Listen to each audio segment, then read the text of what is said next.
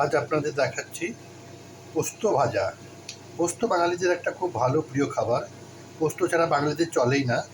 মাছ মাংস হলেও পোস্ত চাই। আজ বানাচ্ছি পোস্ত ভাজা। কড়াইয়ে 2 চামচ সরষের তেল দিয়েছি।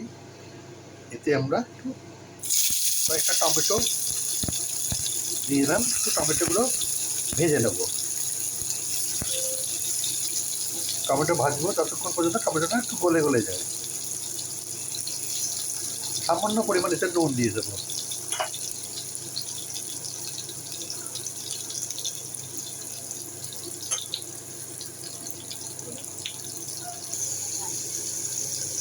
টমেটোতে দেখুন গলে গেছে।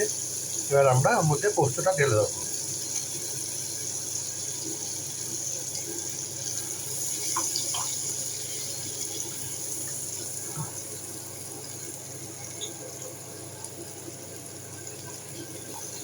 পোস্তর পাত্রটা ধুয়ে ওই জলটাও ওর মধ্যে দিয়ে দেবো।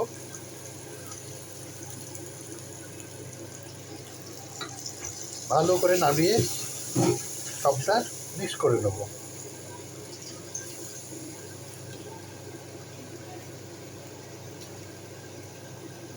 নুন একটুখানি দিয়েছিলাম প্রথমে টমেটোটা করার সময়, আর একটু পরিমাণ মতো নুন দিয়ে দেব।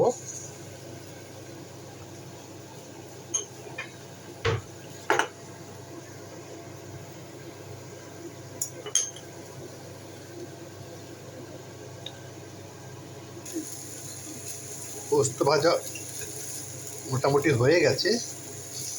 এবার আমরা নামাবার আগে একটুখানি কাঁচা তেল ছড়িয়ে দেব।